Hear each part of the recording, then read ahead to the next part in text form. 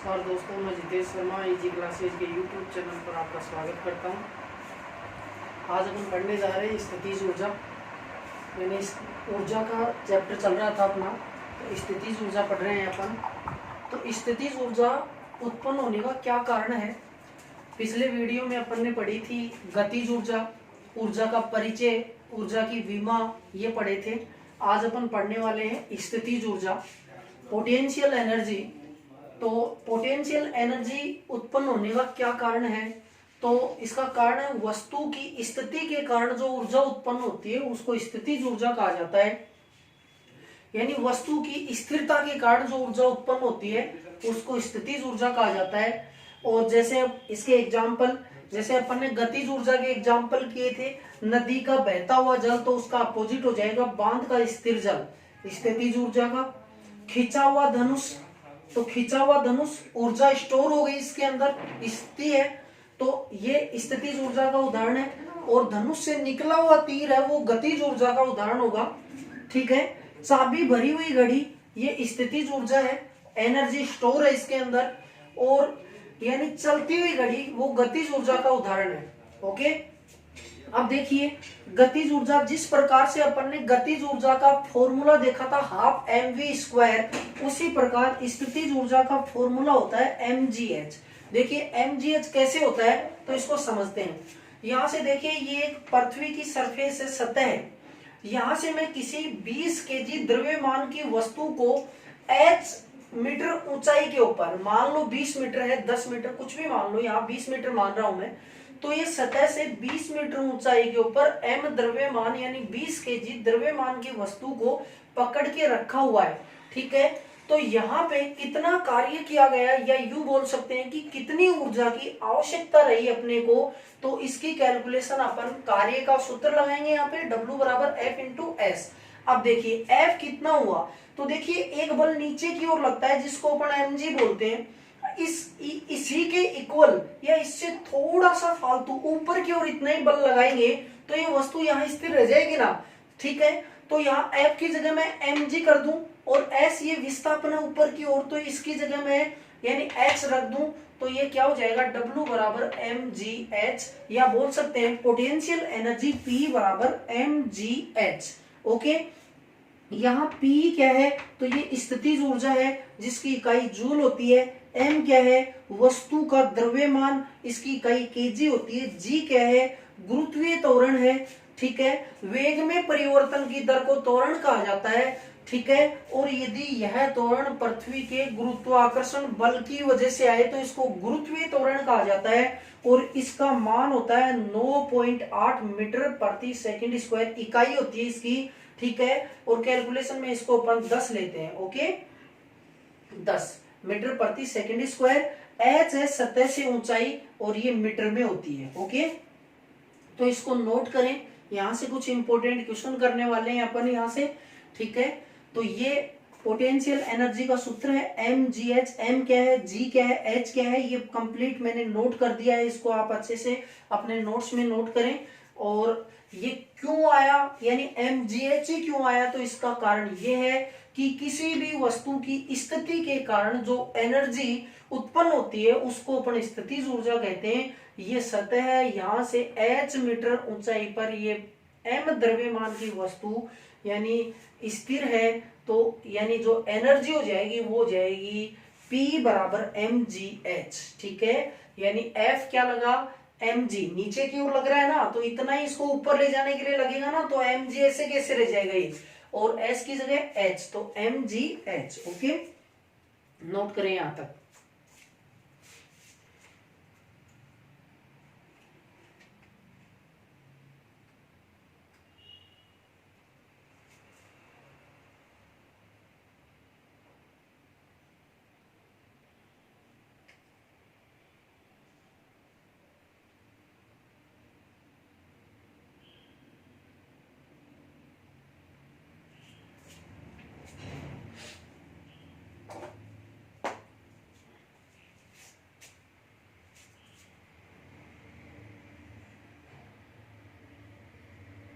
देखिए यहां से क्वेश्चन करते हैं इससे, इसके ऊपर आधारित।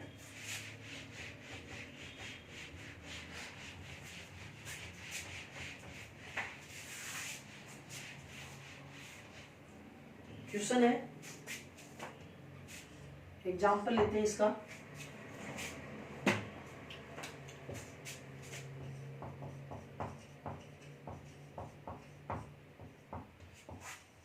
पचास केजी द्रव्यमान की किसी वस्तु को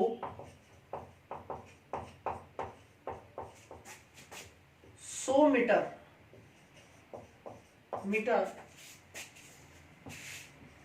ऊंचाई पर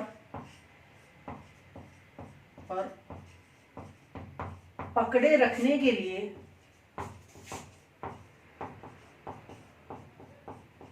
आवश्यक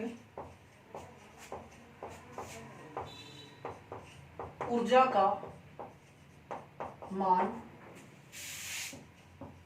क्या होगा। देखिए क्वेश्चन के अंदर अपने को ऐसे नहीं पूछा है कि काइनेटिक एनर्जी बताओ या पोटेंशियल, पर यहां देखिए H दे रखा है 100 मीटर, M दे रखा है 50 किलोग्राम, ओके, और G की वैल्यू 10 होती है, तो वो पुटअप करनी है। तो यहां से अपने को ये भी पूछ सकता है कि आवश्यक ऊर्जा, तो यहाँ पे बोल सकता है पकड़े रखने के लिए कितना कार्य किया जाएगा। तो कार्य किया जाएगा तो यहाँ पे वही फॉर्मूला लगेगा, P बराबर mgh, ओके, Pe बराबर m, यहाँ ऊर्जा पूछी है, m की वैल्यू है 50, g का मान है 10 और कितना है 100, तो P बराबर कितना हो जाएगा,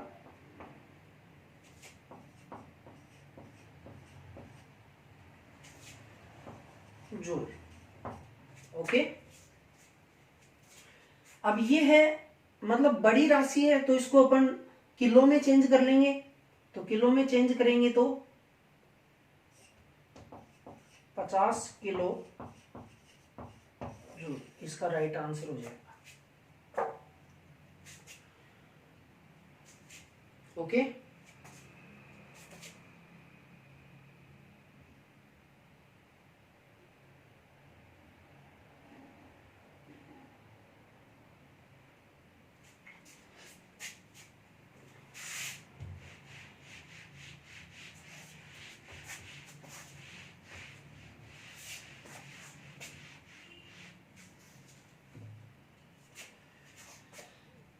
अब देखते हैं अगला जो पॉइंट आता है इसके अंदर, स्थितिज ऊर्जा के अंदर।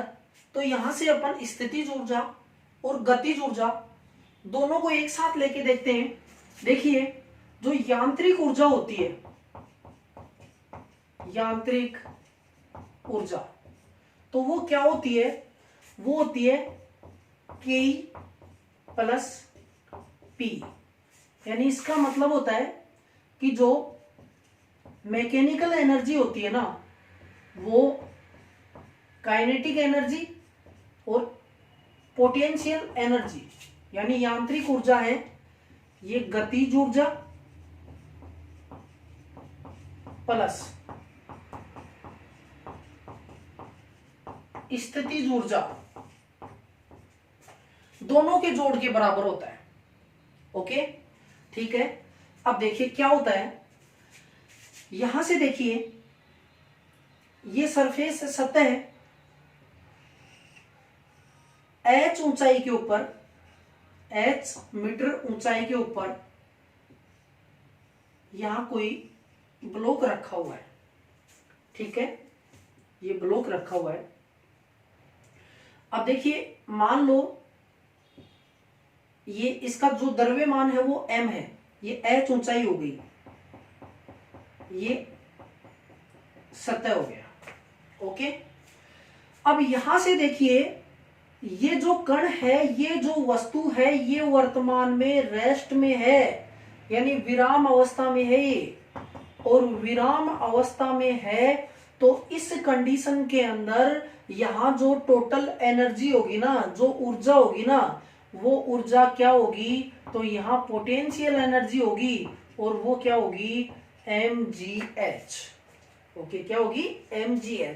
तो बताओ अब ये कण क्या गतिशील है, गतिशील नहीं है ना, तो गतिशील नहीं है तो काइनेटिक एनर्जी का मान क्या होगा, 0 होगा नहीं। ये कण अभी यहां से h ऊंचाई के ऊपर स्थिर है, तो P का मान mgh हो जाएगा, तो Ke की वैल्यू क्या होगी 0। तो टोटल एनर्जी क्या हो जाएगी इस जगह, टोटल एनर्जी यानी mgh प्लस 0, तो टोटल एनर्जी इस कंडीशन में mgh हो जाएगी। ओके, ये आप ये पॉइंट अच्छे से देखें, मैकेनिकल एनर्जी बराबर kinetic energy plus P energy, या बोल सकते हैं टोटल एनर्जी जो है ना इन दोनों का जोड़ होता है। अब मैं एक एग्जांपल ले रहा हूं कि ये कोई सतह है, इस सतह से h मीटर ऊंचाई के ऊपर कोई ब्लॉक, कोई पिंड, कोई कण रखा हुआ है, ये वर्तमान में रेस्ट अवस्था में है। तो आपको पता है कि h मीटर ऊंचाई पर m द्रव्यमान की वस्तु हो तो कौन सी ऊर्जा होती है, स्थितिज ऊर्जा होती है ना। तो P बराबर mgh, काइनेटिक एनर्जी 0 होगी क्योंकि वेग है नहीं, क्योंकि वेग होगा तो ही तो यानी गतिशील होगा, गतिशीलता के कारण ही तो आपकी जो काइनेटिक एनर्जी गतिज ऊर्जा उत्पन्न होती है, तो ये 0 हो जाएगी। अब यहाँ से टोटल जो जोड़ होगा वो mgh और यानी हाफ mv स्क्वायर होता है, तो mgh ये 0 है, तो क्या हो जाएगी टोटल एनर्जी mgh। ओके, अब देखिए दूसरी स्थिति के अंदर क्या होता है, ये आपकी सतह होगी। ओके, अब इस सतह से ये जो पिंड है m द्रव्यमान का, ये h ऊंचाई पर था, अब ये रेस्ट अवस्था में नहीं रहा और अब ये v वेग से ये यहां पे पहुंच गया, दूसरी कंडीशन में देखिए आप यहां पे स्थिर है, रेस्ट मैंने लिख दिया।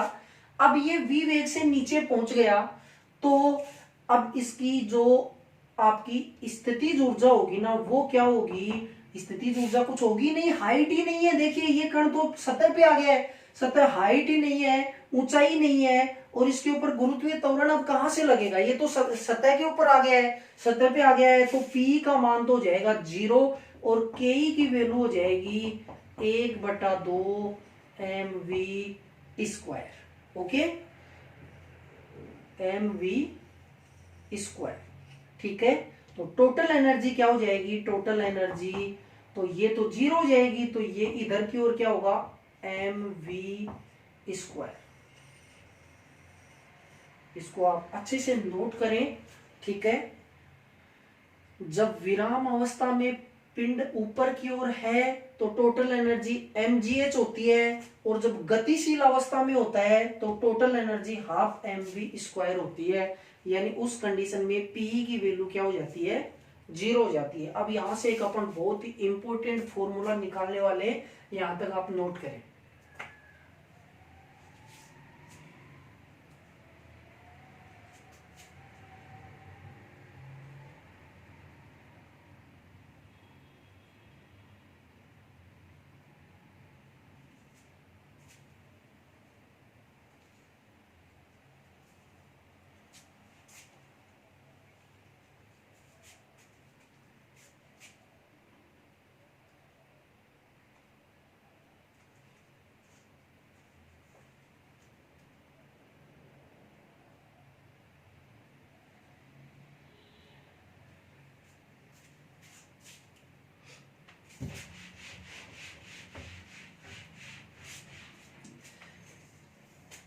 अब देखिए यहां से एक इंपॉर्टेंट फॉर्मूला ये है, हालांकि मोशन वाले चैप्टर में, गति वाले चैप्टर में आपको और डिटेल के अंदर इसको मैं पढ़ाऊंगा, पर फिर भी अभी ये दोनों अपने सामने काइनेटिक एनर्जी और पोटेंशियल एनर्जी आई है, तो इसके ऊपर आधारित, यानी आपको मैं बता रहा हूं कि h ऊंचाई से किसी वस्तु को नीचे गिराया जाए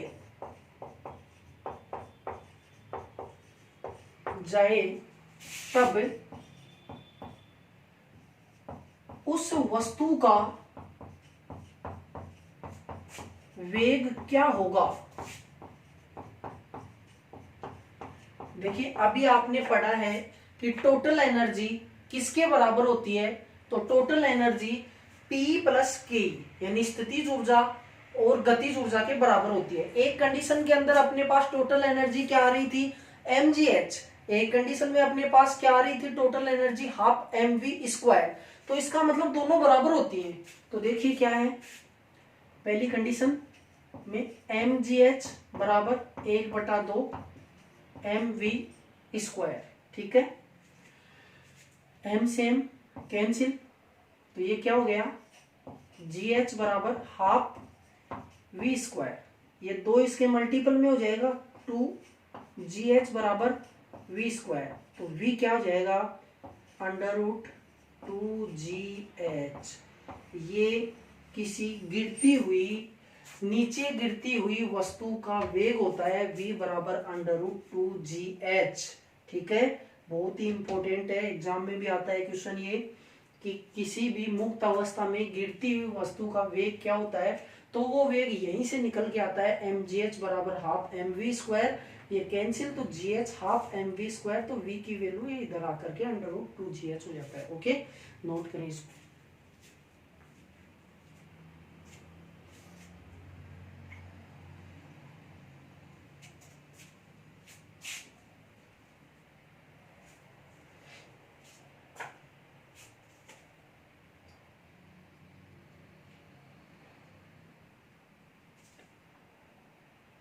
ओके फ्रेंड्स, ये तो था आपका यानी एनर्जी, और एनर्जी के अंदर यानी काइनेटिक एनर्जी और पोटेंशियल एनर्जी। अब अपन एनर्जी में पढ़ने वाले हैं आइंस्टीन का ऊर्जा समीकरण, ठीक है। तो पॉइंट है अपना आइंस्टीन का ऊर्जा समीकरण। देखिए आइंस्टीन का ऊर्जा समीकरण क्या है, पहले तो ये है कि आइंस्टीन ने ऊर्जा समीकरण क्यों दिया था, ठीक है। तो आइंस्टीन ने ऊर्जा समीकरण, तो देखिए आइंस्टीन का ऊर्जा समीकरण देखते हैं सबसे पहले, E बराबर mc², ओके। E क्या है, तो हम बोलेंगे उत्पन्न ऊर्जा, ओके। M क्या है, तो ये वस्तु का द्रव्यमान, ये किस में आता है, केजी में, ये किस में आती है, जूल में। C क्या है, ये है प्रकाश का वेग, प्रकाश का वेग कितना होता है, निर्वात के अंदर प्रकाश का वेग होता है 3 × 10⁸ मीटर प्रति सेकेंड। अलग अलग माध्यम के अंदर प्रकाश का वेग अलग अलग होता है, जो लाइट वाले चैप्टर में आपको डिटेल से करवाएंगे कि नायलॉन में कितना होता है, निर्वात में क्या होता है, वायु में क्या होता है, कांच में क्या होता है, जल में क्या होता है, सबका ये निर्वात के अंदर होता है। ओके, ये इंपॉर्टेंट क्वेश्चन है, आता भी है ये कि निर्वात में प्रकाश का वेग कितना होता है, 3 × 10⁸ मीटर प्रति सेकेंड। ये आइंस्टीन का ऊर्जा समीकरण है। ओके, आइंस्टीन का ऊर्जा समीकरण है, E बराबर mc²। अब ये ऊर्जा समीकरण क्यों प्रतिपादित किया था, ये क्या कैलकुलेट करता है, तो देखिए एक परमाणु जो होता है ना, परमाणु, उस परमाणु के सेंटर पॉइंट को अपन नाभिक बोलते हैं, नाभिक। और इस नाभिक के चारों ओर वर्ताकार कक्षाएं होती हैं, ठीक है।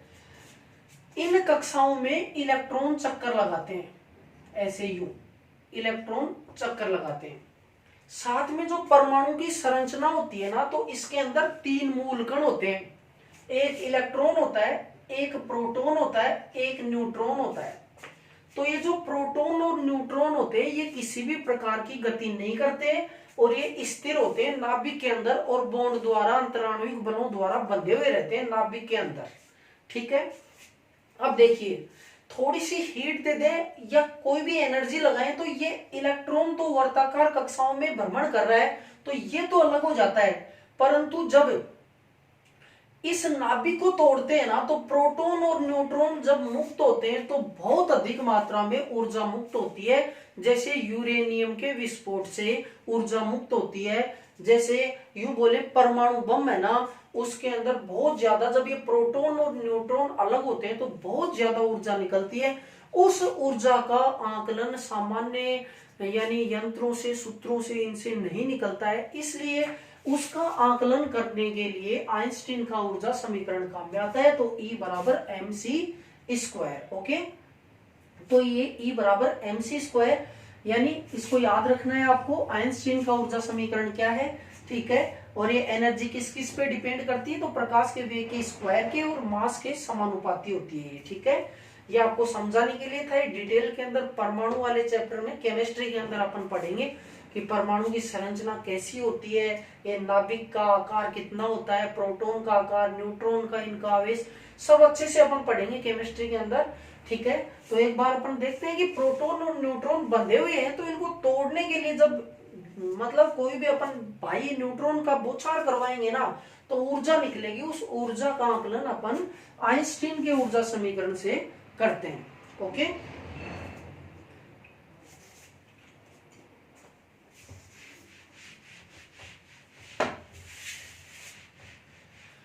अब अपन पढ़ते हैं ऊर्जा का लास्ट पॉइंट है ऊर्जा, इसके बाद में अपन शक्ति पढ़ेंगे। तो ये ऊर्जा के अंदर अपन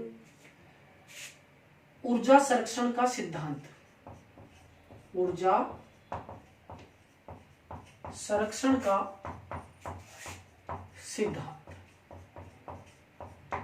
देखिए यहां से 100% क्वेश्चन आता है ऊर्जा संरक्षण के सिद्धांत से कि कौन सा उपकरण कौन सी ऊर्जा को किसमें कन्वर्ट करता है।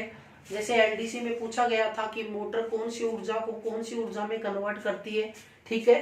तो ऐसे क्वेश्चन पूछे जाते हैं। ऊर्जा संरक्षण का सिद्धांत क्या कहता है, तो सबसे पहले देखिए ऊर्जा संरक्षण का सिद्धांत बताते हैं आपको कि ऊर्जा संरक्षण के सिद्धांत के अनुसार ऊर्जा को ना ही नष्ट किया जा सकता है और ऊर्जा को ना ही उत्पन्न किया जा सकता है, इसको केवल एक रूप से दूसरे रूप में रूपांतरित किया जा सकता है, ठीक है। देखते हैं कैसे। सबसे पहले मैंने आपको बताया था बांध का स्थिर जल। देखिए ये बांध का स्थिर जल है, ओके, बांध का स्थिर जल, ठीक है। ये कौन सी ऊर्जा है, स्थितिज ऊर्जा है ना, स्थितिज ऊर्जा, स्थितिज ऊर्जा, ओके। अब ये मान लो कि गतिज ऊर्जा में कन्वर्ट हो गया, यहां से इसको पाइप लगा करके या बांध टूट गया, कोई भी कंडीशन में देख लो, तो ये चलता हुआ जो जल है ना, ये किसका उदाहरण है, गतिज ऊर्जा का। बताओ ऊर्जा नष्ट हुई क्या, स्थितिज अब गतिज। अब इसको अपन ने क्या किया कि एक टरबाइन के ऊपर डाला, ये टरबाइन के ऊपर डाला, तो ये जो गतिज ऊर्जा थी, ये टरबाइन क्या करेगी, इस एनर्जी को लेकर के कौन सी ऊर्जा उत्पन्न करेगी, यांत्रिक ऊर्जा, ठीक है, यांत्रिक ऊर्जा। जो यांत्रिक ऊर्जा का जोड़ इन दोनों के बराबर होता है, ये पहले ही पढ़ चुके हैं अपन। अब क्या होता है कि इसके साथ में अपन ने कपल्ड कर दिया एक जनरेटर, तो यांत्रिक ऊर्जा, ये जनरेटर है ना, ये कौन सी ऊर्जा लेता है, यांत्रिक ऊर्जा, और अपने को कौन सी ऊर्जा देगा, विद्युत ऊर्जा, विद्युत ऊर्जा। तो बताइए ये क्वेश्चन आया था कि डायनमो या जनरेटर, ठीक है, कौन सी ऊर्जा को कौन सी ऊर्जा में बदलते हैं। क्वेश्चन ये था यांत्रिक ऊर्जा को विद्युत ऊर्जा में बदलने वाली उपकरण का क्या नाम है, तो यानी इसका ये है, यानी जनरेटर या बोल सकते हैं डायनमो, ठीक है। तो यांत्रिक ऊर्जा किसमें कन्वर्ट हो गई, विद्युत में। यदि अपोजिट आ जाए कि विद्युत ऊर्जा को यांत्रिक ऊर्जा में कौन बदलता है, तो मोटर आ जाएगी, ठीक है। तो यहां से मैं ये बता रहा हूं कि ऊर्जा संरक्षण का सिद्धांत क्या कहता है, तो हम बोलेंगे ऊर्जा को ना ही नष्ट किया जा सकता और ना ही उत्पन्न किया जा सकता, ऊर्जा को केवल एक रूप से दूसरे रूप में रूपांतरित किया जाता है, यही ऊर्जा संरक्षण का सिद्धांत है, ओके। अब ऊर्जा संरक्षण के सिद्धांत के ऊपर आधारित कुछ उपकरण है जो सबसे इंपॉर्टेंट है, उनको आप अच्छे से नोट करना। तो देखते हैं ऊर्जा रूपांतरण,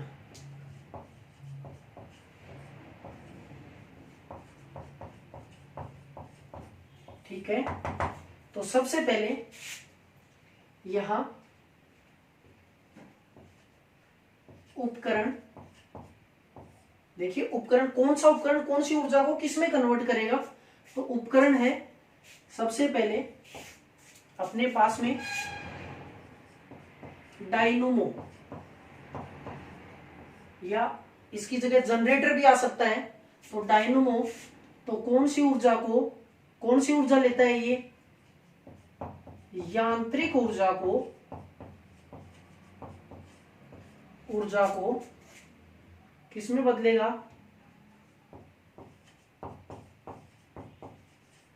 विद्युत ऊर्जा में। ओके, डायनमो कौन सी ऊर्जा को, बहुत ही इंपॉर्टेंट है, डायनमो यांत्रिक ऊर्जा को विद्युत ऊर्जा में बदलता है। यानी क्वेश्चन आपके माइंड में आता है कि डायनमो क्या होता है, तो डायनमो एक छोटा जनरेटर होता है जो गाड़ियों में इनमें लगा हुआ रहता है। ठीक है, छोटी मशीन आती है, जनरेटर है वो बड़ा होता है, डायनमो छोटा होता है जो आउटपुट में आपको डीसी करंट देता है, जो कि यांत्रिक ऊर्जा लेकर के विद्युत ऊर्जा आपको देता है। ओके, दूसरा है विद्युत मोटर। ये विद्युत ऊर्जा लेती है आपसे और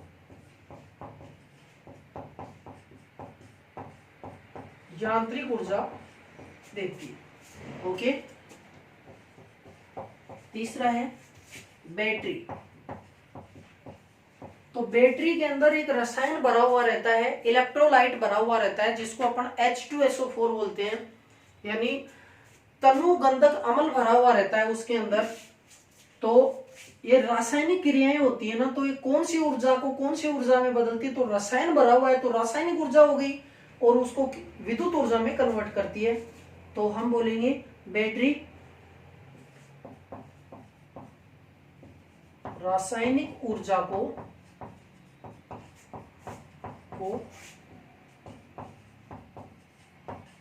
विद्युत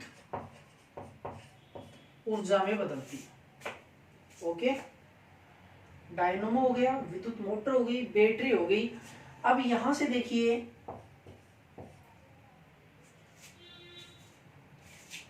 विद्युत बत्ती।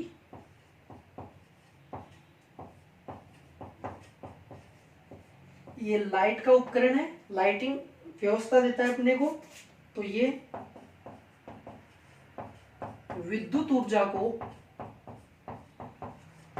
प्रकाश ऊर्जा में, ठीक है। ऐसे बहुत सारे एग्जाम्पल है, मोमबत्ती है तो रसायन है वो, तो रासायनिक ऊर्जा को किसमें, प्रकाश ऊर्जा में बदलती है वो। ठीक है, अब देखिए और एग्जाम्पल लेते हैं, हीटर है, प्रेस है, गीजर है, ओवन है, बहुत सारे उपकरण हैं जो तापीय सिद्धांत पे काम करते हैं। तो ये उपकरण है, यानी जैसे मैंने 3 एग्जाम्पल आपको करवाए हैं, इनके अतिरिक्त आ जाता है तो आपको पता होना चाहिए कि हीट देगा ना आपको, तो वो यानी कौन सी ऊर्जा लेकर के कौन सी ऊर्जा दे रहा है, तो हम बोलेंगे यानी विद्युत ऊर्जा को ऊष्मीय ऊर्जा में बदलता है। ठीक है, ये 5 पॉइंट आप नोट करें, फिर इसके बाद में 2-3 पॉइंट और हैं जो इंपॉर्टेंट है, आने वाले हैं, 100% क्वेश्चन आता है इनमें से। ठीक है, नोट करें।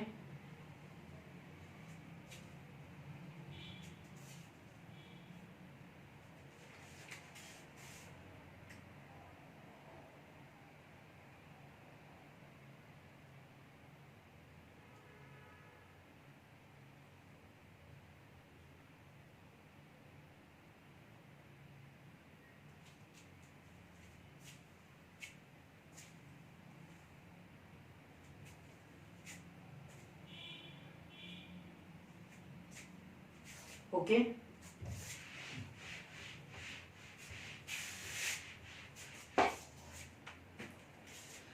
इसके बाद में 6 पॉइंट जो सबसे इंपॉर्टेंट है वो है, उपकरण का नाम है मोबाइल फोन। ये कौन सी ऊर्जा लेता है, तो ये विद्युत ऊर्जा को तरंग ऊर्जा में बदलता है। ओके, विद्युत ऊर्जा को तरंग ऊर्जा में बदलता है। ठीक है, और सबसे इंपॉर्टेंट माइक्रोफोन, जो कि ध्वनि ऊर्जा को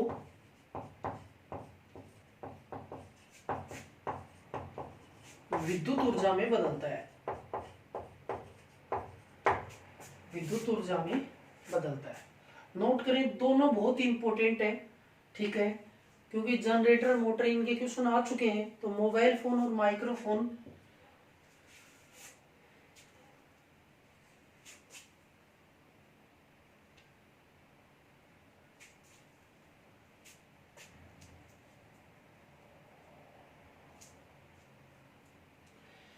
ये थी अपनी ऊर्जा जो कंप्लीट हो चुकी है।